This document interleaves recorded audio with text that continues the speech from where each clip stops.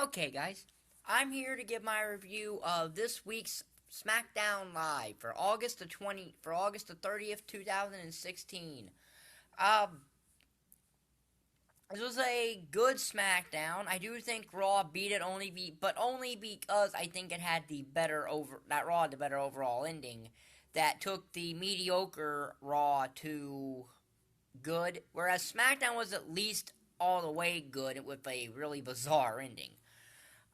But we open up with Shane McMahon and Daniel Bryan. They're backstage, and Shane's telling Daniel Bryan not to get involved with The Miz after the Talking Smack thing that apparently broke the internet.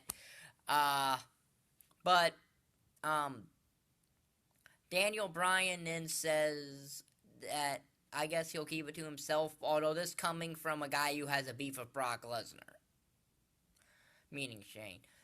So we go in the ring, and Miz is cutting pretty much the same promo he cut on Talking Smack, where he's talking about all the stuff he talked about on Talking Smack, and Dolph Ziggler comes out and does another shout promo that he's been doing lately about let's see if the Miz is really tough by fighting him now, and all that. And Miz looks like he's going to do it, but then he walks up the ramp.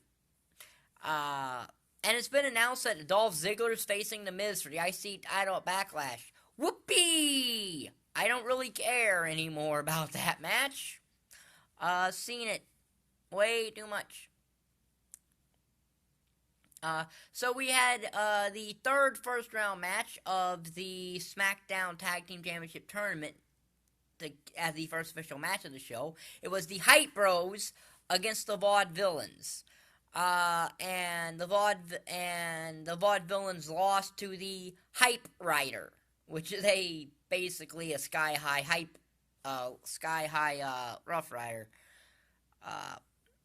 And the thing about Mojo Rawley is he's fine in the Hype Bros, but individually he should not do anything singly for a while because he's fine as the Hype Bros. That's about the only thing he's useful for. So, yeah. We had a segment with Heath Slater in the trailer park. Where you see his gimmick wife and all this stuff. And Rhino's over here eating Cheese Whiz and crackers, and he's making faces on the crackers with the Cheese Whiz. Heath Slater's eating Vienna sausages and pizza crust because he doesn't have a job. It was a really funny segment. And Renee Young asked Rhino why he's teaming with Heath Slater, and Rhino just shrugged his shoulders and went, it was a really fun segment. AJ Styles and Apollo Crews had a thing in the back in which Apollo Crews decided to spell his last name, despite the fact that AJ never called him Apollo Creed, but Apollo Crews spelled his last name. That's not a gimmick either, WWE. And then when AJ's in the ring cutting a promo about the WWE World Championship match at Backlash, Apollo Crews interrupts him. And WWE, can we please not have Apollo Crews on the microphone? He's not that good until you give him a viable character. He ain't good. The match though was okay. Crews and AJ Styles was an okay little match. AJ wins with a phenomenal forearm and gets the win. So, match 2. So, then we had a women's division tag match. As it's Becky Lynch and Naomi versus Alexa Bliss and Natalya, with Nikki Bella on commentary. And, this was an okay little women's match. It wasn't anything stellar, but it wasn't bad. Carmella comes out to continue beating up, Nikki Bella, so I guess she's taking lessons from AJ Styles, who beat up John Cena. Now, Carmella is beating up Nikki Bella. But that allows Alexa Bliss to roll up Becky Lynch and get the win. As far as who's going to win at Backlash in the six-pack challenge, unless I think otherwise, I'm going to say Nikki Bella will. Just because I think they want an established woman holding that championship first. But if I had my druthers, I would prefer it to be Becky Lynch winning at Backlash. So, match number 2, the fourth and final first round match of the SmackDown Tag Team Championship Tournament, is Rhino and Heath Slater taking on the Headbangers. There's a team you didn't think you'd be seeing it. There's something that in 2016 I never thought I'd say. The Headbangers. Wow. And they're still doing their whole stick from nearly 20 years ago. And they looked fine in the ring. I mean, they kept themselves in shape, but they've been wrestling on the indies from what I know for the past 16 years.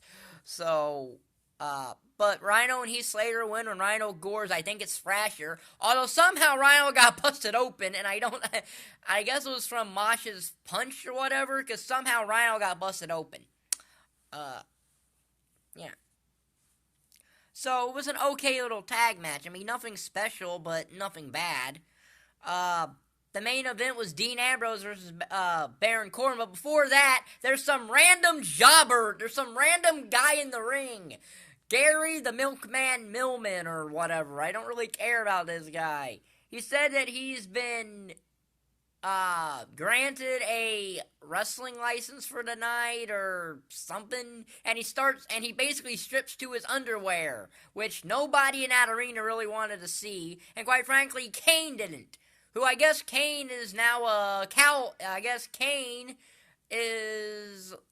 Kane apparently now lives in Knoxville, Tennessee. Well, there's something. Does he set Knoxville on fire all the time?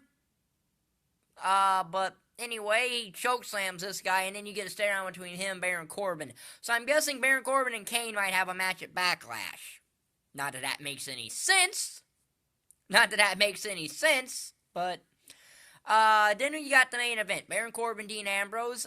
Okay match. Corbin didn't look too, far out there. Corbin has an upside, and I think he can be a serious player on SmackDown's main event scene, if you give him time to develop, of course. He wins by DQ when AJ gets involved, and then AJ's going for him on a forearm, and Ambrose just drops him on the top rope, and AJ just stands there and just goes, And that's how SmackDown ends. So like I said, an odd ending, but a good show. A bad ending, but a good show. Raw's ending was better, though, so Raw gets the bump this week. Even though I don't believe SmackDown and Raw are in competition, because you can't when Raw's got is promoting Backlash. When Raw's promoting Backlash, mind you. But it is what it is. It wasn't a horrible show. It was watchable. The only real cringeworthy segment was that whole dumb thing involving that stupid jobber. Rhino and Heath Slater, I think at this point, have got to win these SmackDown tag titles because I think that if you don't, you turn the crowd against American Alpha, which is not the right thing to have done to them right now. Slater's getting over, and it's working. Since he hasn't been showing up on Raw the past couple weeks, I think WWE Creative decided they're going to put him on SmackDown. They just need to figure out how to get him that contract. So I'll be back with my Backlash predictions probably next Friday, once I figure out what the whole card is. Right now we have 5 matches. We have the WWE Championship match, World Championship match, Ambrose AJ.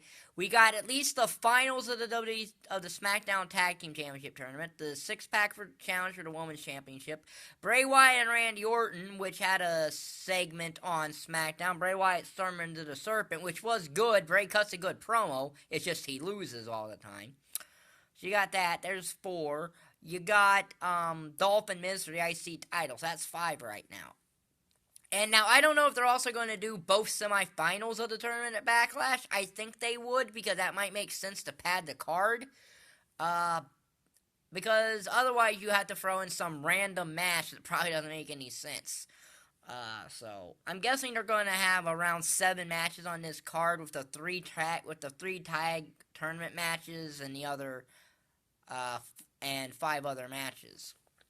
Or whatever. I don't, We'll find out next Tuesday, which is the Backlash Go Home show. So, like I said, good SmackDown. Because, again, all I look for is am I entertained throughout the show. And I was. I didn't fall asleep. I didn't get bored watching the show. So, to me, that's a win. I didn't get bored watching Raw, but that was only because of the ending. So, that was a win there. But, if you liked the video, like button down there, subscribe button down there. And thank you for watching. Bye.